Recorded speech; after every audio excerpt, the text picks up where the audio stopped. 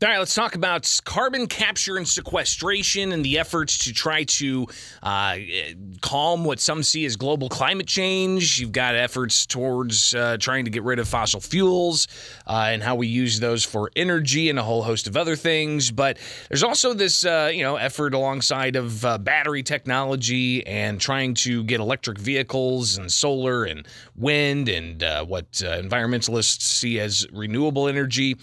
There's also an effort to try to capture carbon and sequester it somewhere to permanently store it.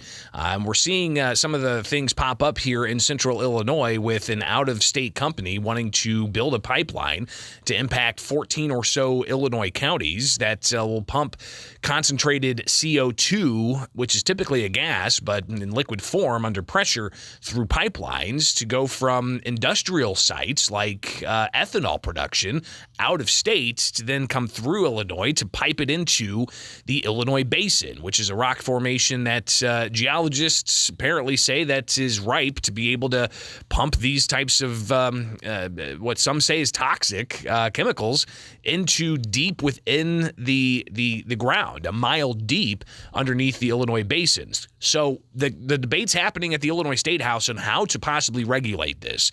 So an Illinois House and Senate Joint Committee talked about utilities, talked about carbon capture and sequestration. They had the Prairie Research Institute there to kind of talk in more detail about what carbon capture and sequestration is.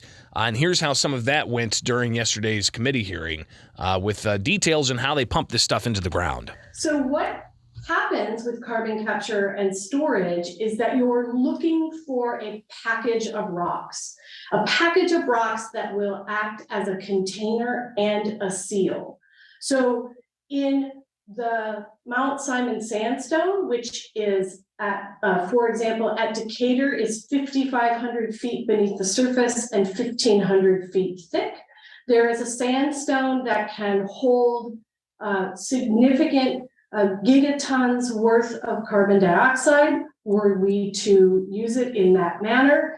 And that sandstone is overlain or directly, the rock formation directly above that is a shale, which is very impermeable. So it's that difference in the properties between the sandstone that can hold carbon dioxide with the hyper salty brine, which is about 6 times saltier than the ocean. And that carbon dioxide is injected in liquid form, stored also in those pore spaces with the water. And then upward migration is guaranteed or is dependent upon that containment of that seal rock, which is very impermeable. So the carbon dioxide cannot migrate back up through the rock formation or the rock column, what we call as geologists the stratigraphic column. So again, that's some of the science behind the idea of carbon capture and sequestering it underground, where in Illinois, apparently geologists say we have the right types of composition of rock with the Illinois Basin. But during this nearly 2-hour-long committee hearing, they also heard from proponents and opponents of various legislation, because there's been bills filed to essentially allow for the industry to move forward with carbon capture and sequestration, which they say will create jobs, but you've got others who are looking for different legislation to further regulate this. One group that's looking to further regulate this is the Sierra Club, and the Sierra Club says that they're skeptical on the environmental benefits of carbon capture and sequestration. They don't think it necessarily is going to impact, quote, climate change as great as some people say it would. Here is Christine Nanicelli. She is with the Sierra Club. The CCS industrial process has historically served industry interests far more than the climate. And Illinois really must hold industry accountable to the strongest climate safeguards at every point of this process. Second, there are significant public health concerns with investing in carbon capture technology at heavily polluting facilities, especially existing fossil fuel power plants. It is critical to remember that carbon capture technology does not address any of the other dangerous pollution from polluting facilities like soot, sulfur dioxide, nitrogen oxide that impair air quality and contribute to premature death, stroke, and respiratory illnesses. CCS is an energy-intensive control to use, meaning that it often may cause a power plant to run harder to utilize the technology or necessitate building an entirely new fossil fuel unit to power it. This can pose a serious risk of those dangerous co-pollutant emissions to actually increase at facilities, even as varying amounts of carbon dioxide are captured.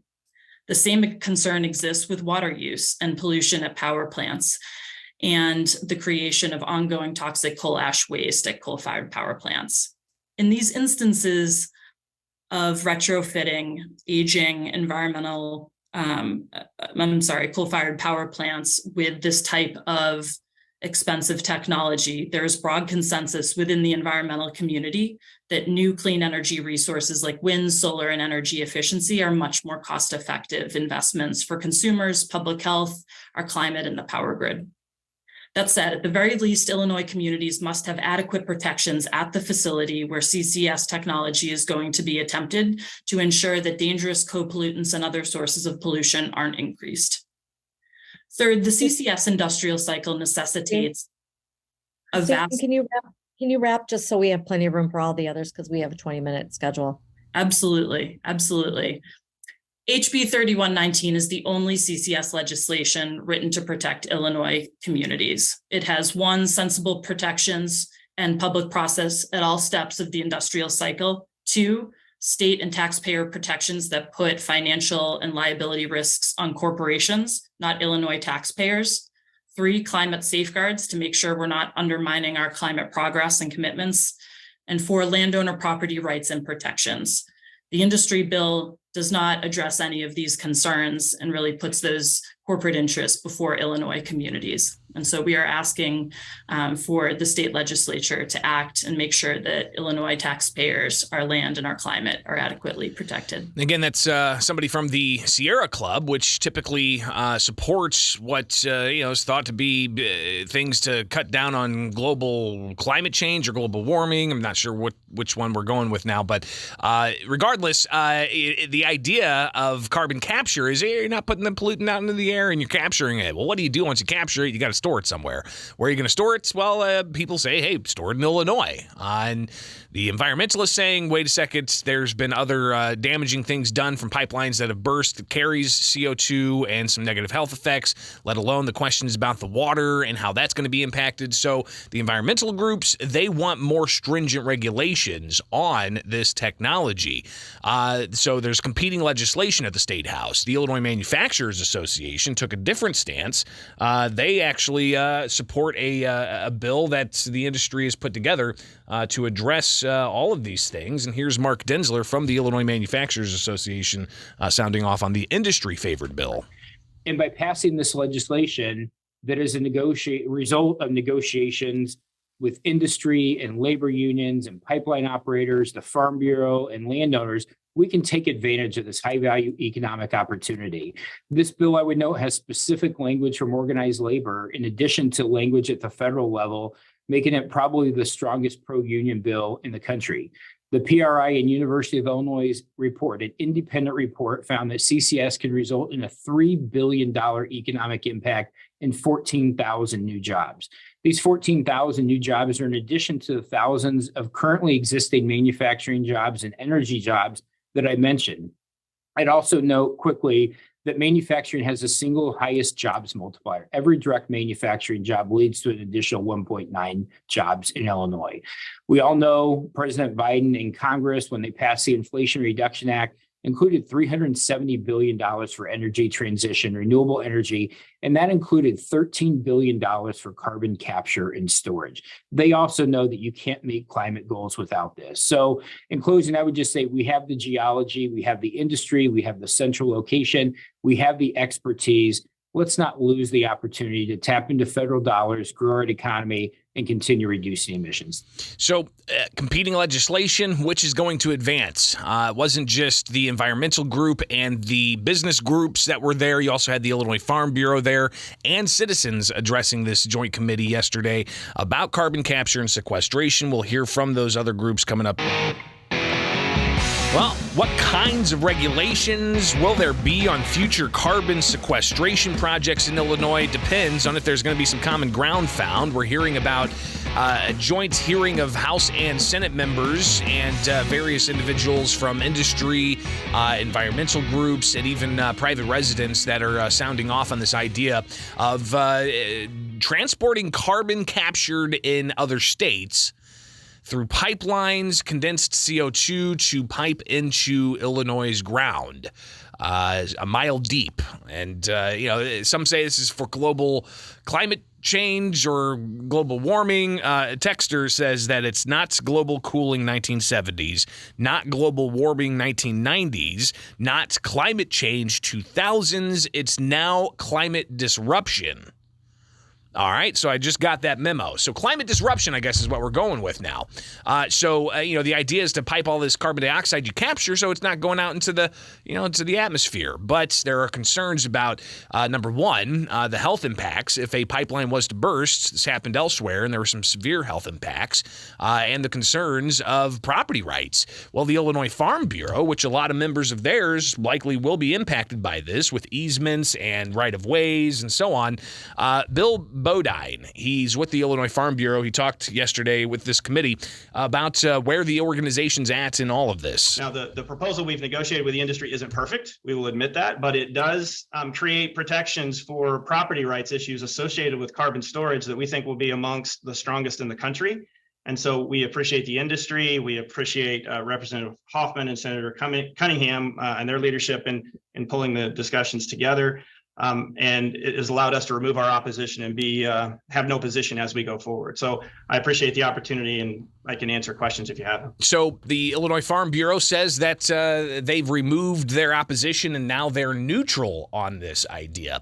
But Kathleen Campbell, who we've talked to on this program about this issue, she shared yesterday during that committee that while the state Illinois Farm Bureau might actually be neutral on this, there's a lot of others who have legitimate concerns that they don't feel are being addressed. The ADM side indicator, though, only has 1 mile of pipeline for experience, if I'm correct. And PRI has not done research on pipelines per se. Those of us that live along the pipeline do have a lot of safety concerns, and we do not feel they're being addressed. I'd also like to mention that 4 county farm bureaus along the pipeline are in full opposition formally.